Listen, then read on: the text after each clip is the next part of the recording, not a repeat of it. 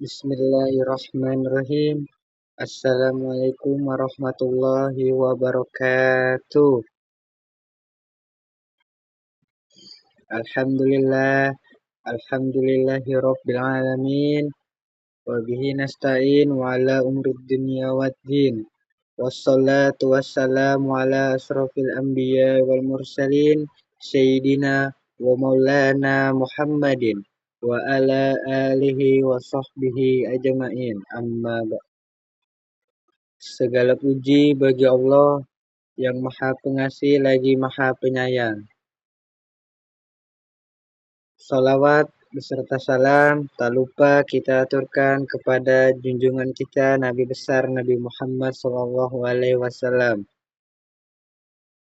yang mana beliaulah membawa kita dari zaman jahiliyah hingga zaman Islamiyah. Langsung saja, di sini saya ingin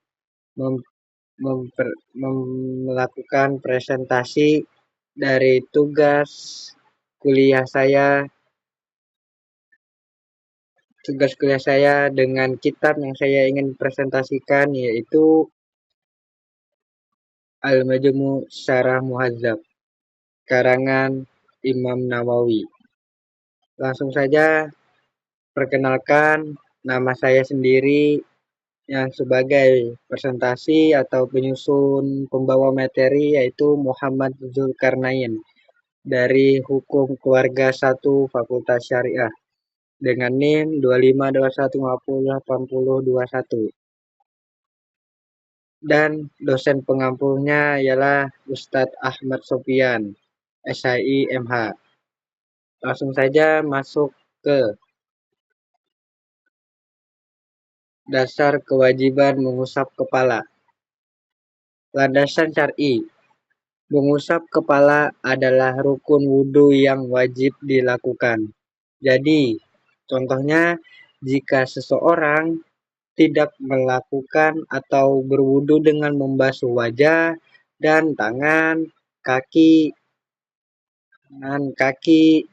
tanpa mengusap kepala sedikit pun, maka wudunya tidak akan sah dan sholatnya akan batal. Dalil Al-Quran, firman Allah Subhanahu wa Ta'ala dalam Quran Surah Al-Maidah ayat 6, dan usaplah kepalamu. Itu sudah masuk dalil Al-Quran, maka berwudu itu harus mengusap kepala. Landasan lainnya, kewajiban ini juga didasarkan kepada hadis Nabi SAW dan konsensus ijma para ulama. Jadi landasan lainnya atau hukum-hukum lainnya itu disepakati para ulama. Definisi batasan kepala. Area kepala, area yang mencakup tempat tumbuhnya rambut secara normal. Bagian depannya termasuk dalam area kepala adalah dua tepi dahi. Bagian yang tidak ditumbuhi rambut disebut kanan kiri dahi. Contohnya itu bagian pelipis, area antara mata dan telinga. Pelipis nih antara mata dan telinga yang ditumbuhi rambut dianggap bagian daripada kepala.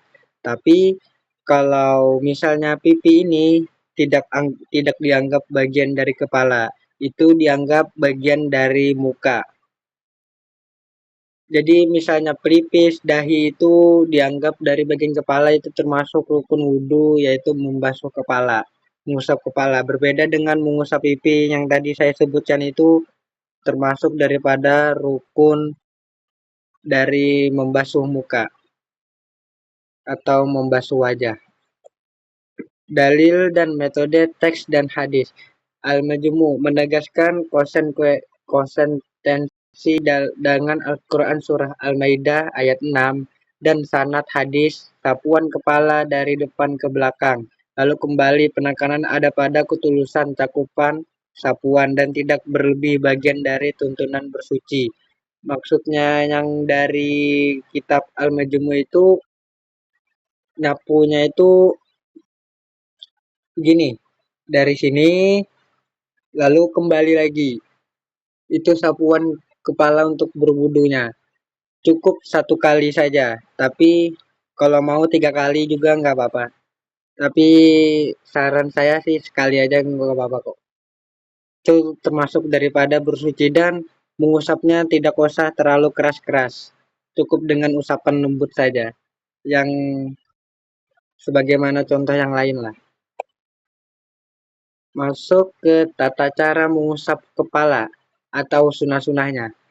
Yang disukai atau mustahab mengusap seluruh bagian kepala untuk keluar dari perbedaan pendapat dengan ulama yang mewajibkan seluruhnya. Ini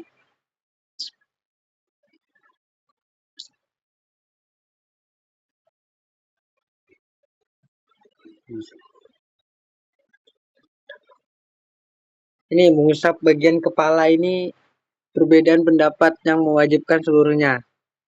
Contohnya itu menempelkan kedua telapak tangan yang basah di bagian depan kepala atau bisa disebut dengan ubun-ubun.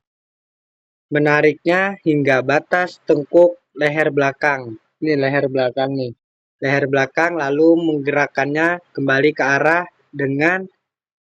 depan tempat memulainya tadi. Jadi misalnya nih contoh. Nih, wudhu masuk kepala, nih baru kembali lagi. Dan itu cukup 1 kali sapuan saja, nggak usah lebih-lebih. Dan kedua, teknik mengusap. Mengambil air baru, lalu menjalankan kedua tangan dari bagian depan kepala hingga ke tengkuk. Kemudian membalikannya lagi ke depan. Yang tadi sudah saya sebutkan. Mengambil air, lalu mengusapnya bagian kepala sampai ke belakang, lalu kembalikannya lagi. Itu masuk sunnah. Dan saya juga pernah dengar pendapat dari guru saya, sunnahnya itu memang mengusap kepala itu seluruhnya, agar nanti kita di padang mahsyar itu kepala kita yang kena air wudhu itu akan bercahaya. Itu guru saya sendiri yang mengatakan. Jadi saya mengikuti pendapat yang mengusap kepala itu seluruhnya. Sunnah ya. Mengusap rambut atau kulit kepala. Lanjut mengusap rambut atau kulit kepala.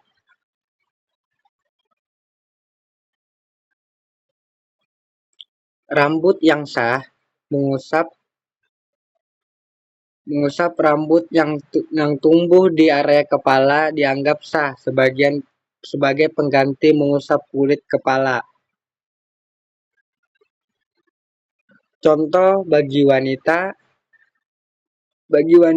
yang rambutnya panjang hingga ke punggung, jika ia hanya mengusap ke ujung rambut yang menjuntai di atau bahu punggungnya ini, maka usapannya tidak sah. Usapan harus mengenai bagian rambut yang ada di atas tepurung kepala. Itu contohnya bagi wanita lah, yang rambutnya panjang sampai ke bahu. Dan syaratnya rambut yang diusap harus berada dalam batas area kepala, bukan rambut yang menjulur panjang keluar dari batas kepala. Syaratnya itu tadi, mengusapnya itu harus bagian rambut yang ada di kepala, bukan di luar dari area kepala itu syaratnya, agar sah mengusap kulit kepalanya. Lanjut, kesunahannya mengulang 3 kali.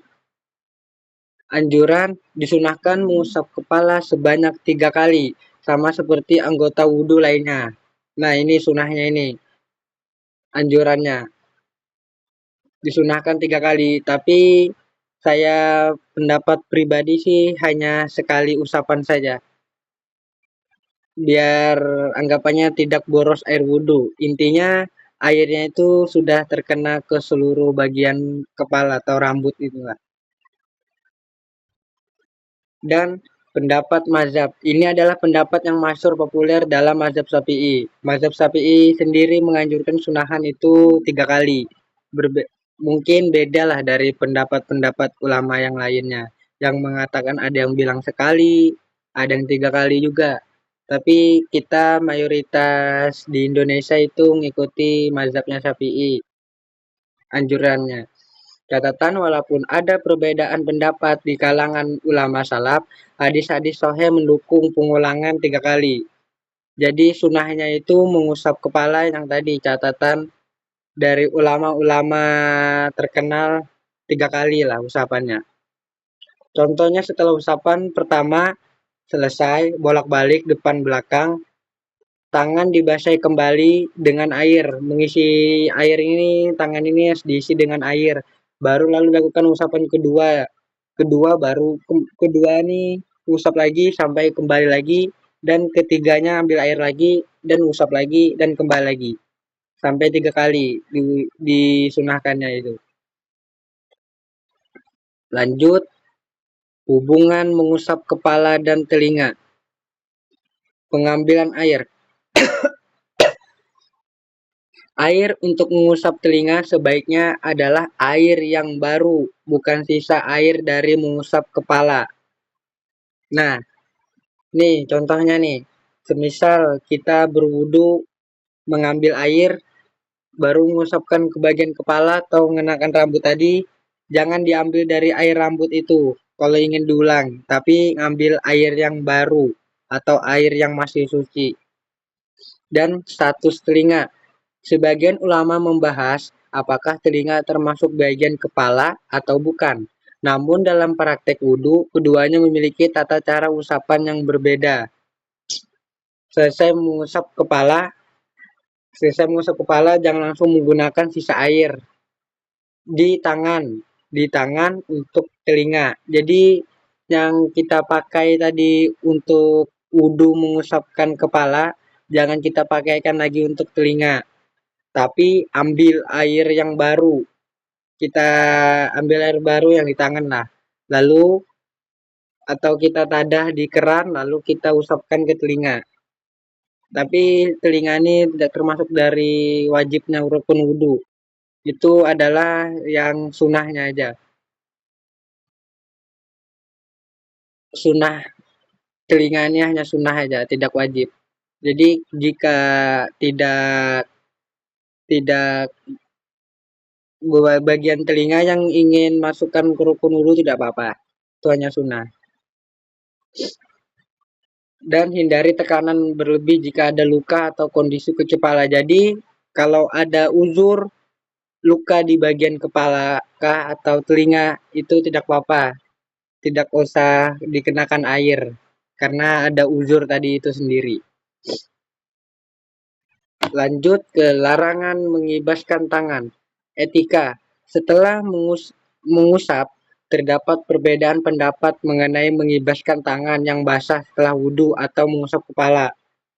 Contohnya ini setelah selesai wudhu, disarankan tidak mengibas-ngibaskan air wudhu tadi. Tangan dengan keran air memercik kemana-mana, namun jika ingin mengeringkan wajah atau kepala dengan handuk karena cuaca dingin atau alasan kesehatan, hal tersebut diperbolehkan. Jadi semisal kita habis berwudu, apabila masih ada di wajah kita atau di rambut kita, di tangan kita itu ada air wudu, maka sebaiknya jangan diusapkan atau dikeringkan. Soalnya itu guru saya pernah bilang bahwasanya kalau jika diusapkan atau dikeringkan, dilap atau apa itu air wudhunya, maka itu hukumnya makruh. Kalau kita mengusapkan tadi atau mengeringkan dengan kain. Soalnya kata guru saya sendiri itu hukumnya jika masih ada air wudhu nempel di kulit tubuh kita, maka itu adalah cahaya. Makanya hukumnya makruh jika dibersihkan, dikibaskan air wudhunya. Hukumnya ada yang menyebutnya makruh tuh, ada yang menyebutnya makruh, namun pendapat yang kuat mubah, menyatakan boleh dilakukan atau tidak berdasarkan riwayat dari Maimunah radhiyallahu an. Jadi ada yang bilang makruh, saya sih mengikut pendapat yang makruh. Dan yang mubah itu jika tadi ada semisal kedinginan cuacanya atau habis wudhu pas subuh kedinginan, maka dibolehkan mengeringkan air wudhu yang ada di muka kita di tangan. Jika tidak ada uzur, maka sebaiknya nggak usah dikeringkan itu sendiri. Lanjut masuk ke kesimpulan. 1. Mengusap kepala adalah rukun yang fleksibel, namun memiliki batasan yang jelas dalam hal area tempat tumbuh rambut. Yang kedua, mengikuti sunnah dengan mengusap seluruh kepala dan mengulanginya 3 kali adalah bentuk dari kehati-hatian dalam beribadah. Contohnya ini memastikan setiap helai rambut yang berada di batas kepala terkena basahan air secara merata adalah bentuk kesempurnaan dalam berwudu. Ini adalah mengikuti pendapatnya Imam Syafi'i yang dijabarkan atau yang karangan kitab yang kita pakai ini adalah Imam An-Nawawi. Mungkin cukup sekian presentasi saya pada hari ini. Kurang dan lebihnya mohon dimaafkan. Wabillahi wa taufiq wal hidayah. Wassalamualaikum warahmatullahi wabarakatuh.